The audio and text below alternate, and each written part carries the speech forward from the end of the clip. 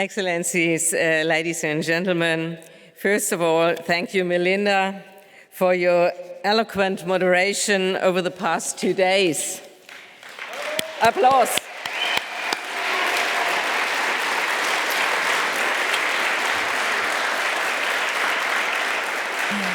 And thank you very much to the Excellencies country representatives and all the other speakers and panelists for the great contribution to the BTD 23. And thank you very much to the Federal Foreign Office for hosting us and to the team behind this fantastic event, dear Jennifer.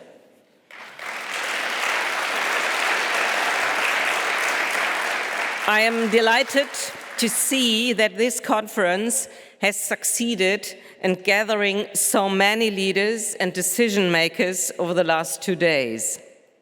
With more than 50 ministers, VIPs, and many more high-level speakers and participants discussing opportunities and challenges of the energy transition and climate action.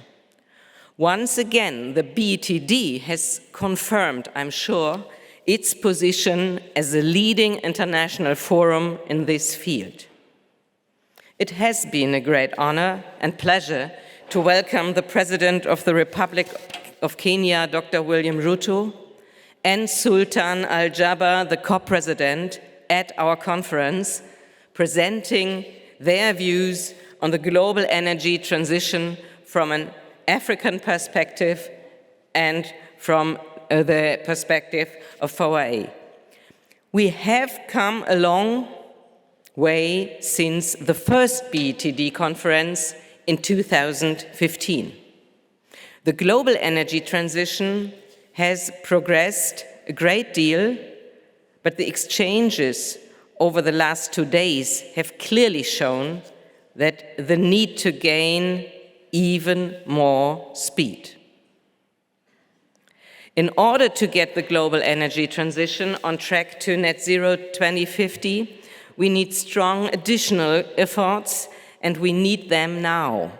For this fast and deep transformation, international collaboration is absolutely vital.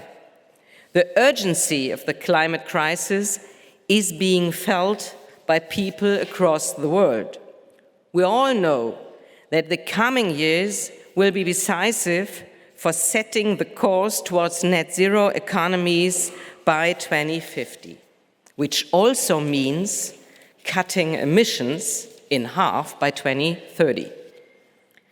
And the energy transition is not only an imperative for the world's climate, but also beneficial for our economies and the welfare of our societies. Of course, we also have to offer those people and communities a positive perspective who, at least in the short term, are negatively affected by the transition. This transition is accelerating in Germany, and it is accelerating across the globe. In 2022, according to IEA and IRENA, global renewable energy investments reached a new record high, $1.43 trillion US dollars, not billion, trillion. That is more than ever before, and importantly, more than what was spent on oil and gas projects. With this momentum, renewable energy will be the world's top electricity source within 3 years. This shows that we are moving in the right direction. However, we are not moving fast enough, and investments are still not on track to achieve the goals set by the 2030 Agenda of Sustainable Development. To achieve our climate goals and to further reduce our dependency on fossil fuel imports, we therefore need even more investment in clean technologies. This equally applies to industrialized, emerging, and developing economies.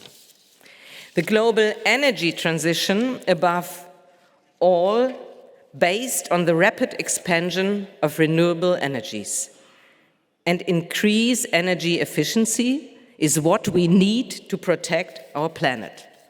In addition, it is also the right thing to do in order to strengthen the energy security of our societies. Russia's attack on Ukraine, in violation of international law, has prompted the European Union, and Germany in particular, to review our energy policies, to rapidly cut our energy dependence on Russia, and to further step up the rollout of renewables. Measures taken on renewable energy, power grids, and energy efficiency have rapidly reduced Germany's dependency on fossil fuel imports from Russia. Excellencies, ladies and gentlemen, this conference has been exciting and inspiring. Also, the wonderful evening yesterday, bringing together committed decision makers, creative entrepreneurs from all around the world. They are working on the energy transition in their respective countries. International cooperation on ambitious climate policies are key to succeed in getting the world on track for the 1.5-degree target and to deliver the promise of a prosperous, sustainable future for all our citizens. So I want to thank you for your participation and your contributions, and I very much hope to see you again next year here in Berlin for the 10th anniversary of the BTD. Thank you.